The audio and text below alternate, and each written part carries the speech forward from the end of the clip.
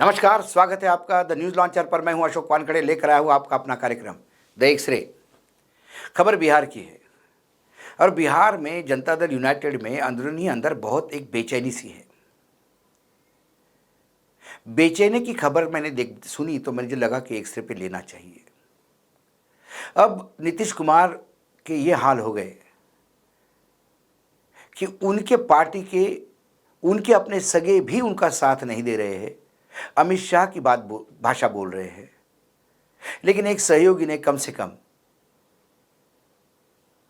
थोड़ा तो साथ देने की बात की है। अमित शाह एक कार्यक्रम में थे, तब उन्हें सवाल पूछा गया कि अगला मुख्यमंत्री कौन होगा, क्या नीतीश कुमार के नाम चेहरे पे चुनाव लड़ा जाएगा। तब उन्होंने कहा कि नीतीश कुमार जी ही नेतृत्व कर रहे हैं इस चुनाव का, ये चुनाव उनके नेतृत्व में लड़ा जा रहा है, लेकिन अगला मुख्यमंत्री कौन होगा ये विधायक दल तय करेगा। और यहीं से जो बार बार जनता दल यूनाइटेड की तरफ से जो डिमांड थी कि मुख्यमंत्री का चेहरा घोषित करे, क्योंकि महाराष्ट्र पैटर्न क्या बिहार में चलेगा, ये सबको डर था। महाराष्ट्र में जब एकनाथ शिंदे मुख्यमंत्री थे 2.5 साल के लिए, और उसके बाद जब चुनाव हुए तो पूरे चुनाव में प्रेस कॉन्फ्रेंस में यही सवाल पूछा जाता था कि अगला मुख्यमंत्री कौन है। तो हंसते हुए बीजेपी के नेता कहते थे कि भाई अभी चुनाव हम आदरणीय एकनाथ शिंदे के नेतृत्व में लड़ रहे हैं। उसके मायने यही निकाले जा रहे थे कि एकनाथ शिंदे ही अगले मुख्यमंत्री होंगे। और जैसे ही नतीजे आए, एकनाथ शिंदे का ऊपर से नीचे फेंक दिया गया। उनको ये बोला गया कि भाई 130 एमएलए हमारे हैं, विधायक हमारे हैं, कैसे आपको बनाएंगे बताइए। और एकनाथ शिंदे के पास कोई चारा नहीं था, क्योंकि महाराष्ट्र में गणित ऐसा बैठा कि 130 बीजेपी के और 42 अजित पवार के। अजित पवार ने सबसे पहले ही घोषणा कर दी थी कि देवेंद्र फडणवीस का मेरा समर्थन, तो सरकार तो बन गई थी। अब एकनाथ शिंदे को या तो बाहर रह के ईडी, इनकम टैक्स, सीबीआई का प्रकोप झेलना पड़ता, या फिर अंदर रह के जो करना है सो करो भैया। तो एकनाथ शिंदे बेमन से उप मुख्यमंत्री बने। लेकिन आज भी बीजेपी और एकनाथ शिंदे और एनसीपी यानी अजित पवार, इनके बीच में रोज तनातनी की खबरें आती है। ये सब देखने के बाद क्या नीतीश कुमार ये नहीं समझ पाए कि जहां हम बड़े भाई थे और ज़्यादा सीटों पे लड़ते थे, शिवसेना भी ज़्यादा सीटों पे लड़ती थी विधानसभा में, बराबरी पे आ गए और बराबरी से फिर नीचे। तो इस बार बराबरी पे आए तो क्या हम, यदि कल कम सीटें आती है तो क्या मुख्यमंत्री पद किसको बनेगा। और बड़े भोलेपन से कह दिया अमित शाह जी ने कि भाई मैं कौन होता हूँ मुख्यमंत्री बनाने वाला, ये तो विधायक का संसद जो दल होता है, विधायक दल तय करेगा। विधायक दल कब से तय करने लगा? क्या राजस्थान में विधायक दल ने शर्मा जी को तय किया था? क्या मध्य प्रदेश में विधायक दल ने यादव को तय किया था? क्या सैनी को हरियाणा में तय किया था?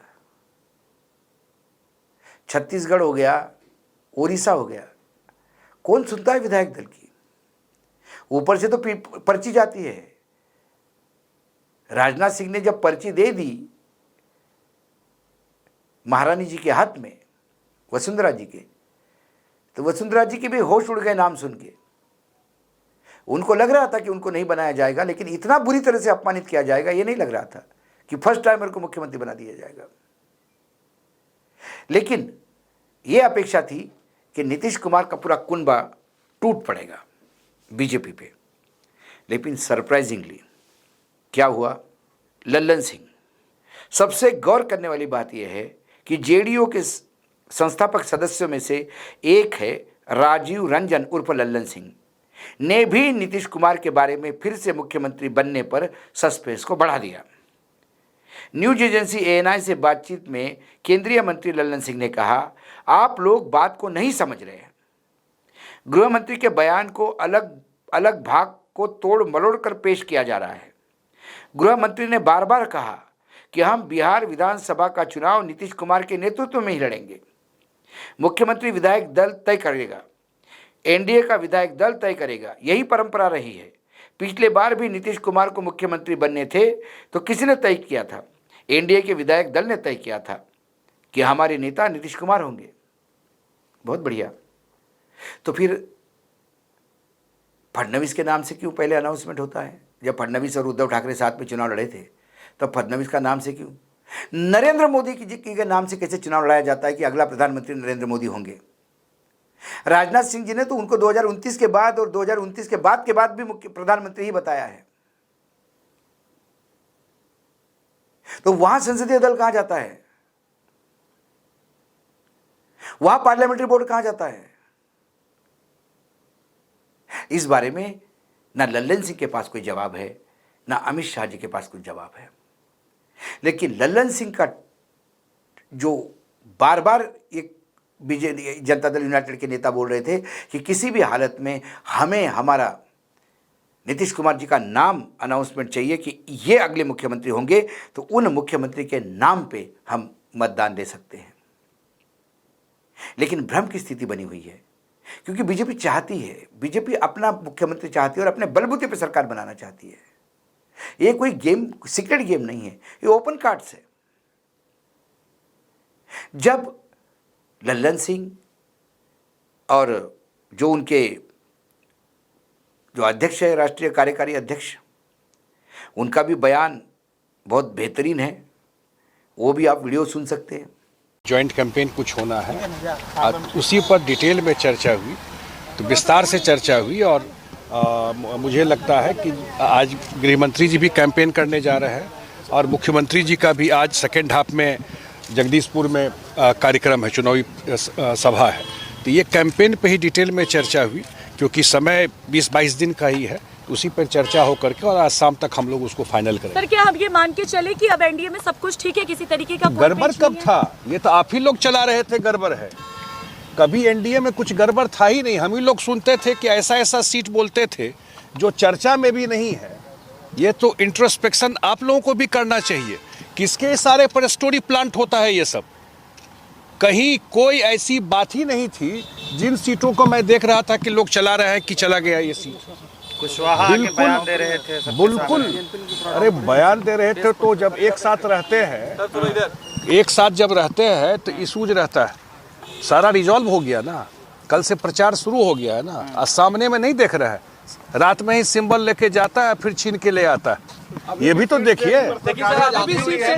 चिराग पासवान अब तक पटना नहीं पहुंचे, बिहार में। ये हर एक आदमी अब ये अरे भैया सब अभी नामांकन खत्म हो गया क्या? सर, क्या हुआ नाम? अरे अब जो लोग चुनाव को फॉलो करते हैं, चुनाव को फॉलो करता है जो लोग, वो जानते हैं कि नामांकन के बाद विड्रॉल होता है और उसके बाद कैंपेन शुरू होता है। तो कैंपेन जब शुरू होगा सारे लोग एक साथ दिखेंगे। वही बात तो मैं पूछ रहा हूँ जो आप पूछ रहे हैं। तो मैं पूछ रहा हूँ कि महागठबंधन में सीट फाइनल हुआ, आज अंतिम दिन है। कोई सीट फाइनल हुआ हो, कहाँ से कौन लड़ रहा है, किसी का सिंबल कौन छीन रहा है, एक एक जगह दो दो पार्टी के लोग खड़े हो गए हैं। ये भी तो देखिए, एक एक जगह दो दो पार्टी के लोग खड़े हो गए हैं। इसका मतलब उनको बिहार के जनता से लेना देना नहीं है। अपना वहां पर चल रहा है ट्रेड ऑफ टिकट का। मैंने बताया आपको कि लोग रात में सिंबल बांटा जा रहा है और जो सिंबल लेके जाता है वापस बुला करके उसको फिर सिंबल छीन लिया जाता है। महागठबंधन के लोग कह रहे हैं कि एनडीए को मिलेगा सर। अमित शाह जी कुछ क्लियर नहीं कर रहे हैं, कह रहे हैं कि विधायक दल के नेताओं की बार बार इस बात की, क्योंकि जब आप लोग महागठबंधन को अपना चिंता करना चाहिए। ये मैं देखता हूँ ज्यादा इंटरेस्ट एनडीए में है। अमित शाह जी, गृह मंत्री जी जो बोले हैं उसको पूरे कॉन्टेक्स्ट में देखिए, आधा काट कर मत देखिए। उन्होंने कहा है कि इस चुनाव के एनडीए के नेता नीतीश कुमार हैं, एनडीए के फेस नीतीश कुमार हैं और उन्हीं के नाम पर हम लोग बिहार में चुनाव लड़ने जा रहे हैं। बस पूरी रणनीति, आगे का चुनाव प्रचार, उस पर डिटेल चर्चा गृह मंत्री जी का नीतीश कुमार जी के साथ हुआ। मतलब संजय झा ने भी कहा कि भाई अमित शाह ने गलत नहीं कहा। लेकिन ऐसे टाइम पे पुराने मित्र फिर से समर्थन में आ गए। चुनाव के बाद नीतीश कुमार को मुख्यमंत्री बनाए जाने के सवाल पर केंद्रीय मंत्री जीतन राम मांझी ने समर्थन किया। जीतन मांझी ने कहा, एनडीए के प्रमुख नेताओं में हमारे अमित शाह है। अगर उन्होंने कोई बात कही तो उसे आधिकारिक ही माना जाएगा। हम उनके विचार से सहमत हैं। जीतन मांझी ने आगे क्या कहा, अगर उन्होंने कहा कि चुनाव के बाद सीएम तय होगा तो तब तय होगा, उनकी बात से सहमत है। लेकिन मेरा व्यक्तिगत विचार है कि चुनाव से पहले होने वाले मुख्यमंत्री का नाम भी तय हो जाना चाहिए। असमंजस नहीं होना चाहिए। देख रहे हैं कि असमंजस के चलते महागठबंधन में आज तक उनके प्रत्याशियों की लिस्ट फाइनल नहीं हो पाई। जतिन मांझी ने दोहराया कि उनके व्यक्तिगत विचार है कि चुनाव से पहले पब्लिक के सामने आने वाले समय का मुख्यमंत्री कौन हो ये आ जाना चाहिए। बेचारे जीतन मांझी ने समर्थन देने का प्रयास किया, लेकिन साथ में ये भी केयर की कि किसी भी हालत में अमित शाह जी नाराज़ ना हो। अमित शाह नाराज़ नहीं, मतलब वो उनसे सहमत भी है। सहमत कौन से जतिन राम मांझी है ये मालूम नहीं, लेकिन व्यक्तिगत तौर पे वो चाहते हैं कि वो गलत है। व्यक्तिगत तौर पे वो चाहते हैं कि मुख्यमंत्री का चेहरा हो। मुख्यमंत्री का चेहरा तो वहां पे भी घोषित हो गया था, उत्तराखंड में। जिसको घोषित किया था वो तो हार भी गया था। हारने के बाद फिर मुख्यमंत्री बनाया गया और बाई इलेक्शन में जितवा के उनको कंटिन्यू किया गया। तो ये जो परंपरा क्या है, संविधान क्या कहता है, ये सारी बातें जो है वो 2014 के बाद तिजोरी में बंद है। 2014 के बाद भाजपा लगातार विस्तार करना चाहती है। जहां नहीं है किसी के भरोसे, वो किसी का साथ लेके आना चाहती है और अपना काम पूरा होने के बाद उस साथी को नष्ट करते हैं, क्योंकि उन्हें उस प्रदेश पे पूर्ण राज्य चाहिए। महाराष्ट्र में कुछ भी औकात नहीं थी तो शिवसेना की उंगली पकड़ के सत्ता तक पहुंच गए। एक बार सत्ता में पहुंचे, दिल्ली में भी शिवसेना ने पूरा समर्थन दिया कि बीजेपी सत्ता में रहे।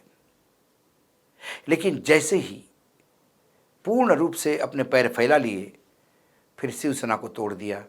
और जिस ठाकरे परिवार ने नरेंद्र मोदी जी की, जब मोदी जी सबसे ज़्यादा क्राइसिस में थे गोधरा के बाद, तो उनके साथ हिमालय जैसे खड़े हो गए, आज उसी परिवार को तोड़ दिया। राजनीति, लोग कहते हैं कि everything is fair in love and war, उसके साथ एक पॉलिटिक्स भी जोड़ना चाहिए। Everything is fair in love, war and politics. आज जब मैं एक्सेल से देखता हूँ तो मुझे इतना रायता फैलाते हुए दिखाई देता है और दयनीय स्थिति लगती है। कई बार दया भी आती है नीतीश कुमार की कि उन्होंने जिन्होंने आगे बढ़ाया वही उनके लिए घातक साबित हुए। लेकिन फिर ये नियम है प्रकृति का कि जब शेर बूढ़ा हो जाता है तो उसके ही अपने लोग उसको मार डालते हैं। क्या बिहार का ये शेर बूढ़ा हो गया? ये तो 14 नवंबर के निर्णय बताएंगे और उसके बाद क्या होता है तब पता पड़ेगा कि किसके तर्कस से कौन सा तीर चले और किस से कौन जख्मी हुआ। आज एक्सरे में इतना ही। कल फिर आता हूँ किसी विषय के साथ। तब तक के लिए नमस्कार। देखते रहिएगा न्यूज़ लॉन्चर।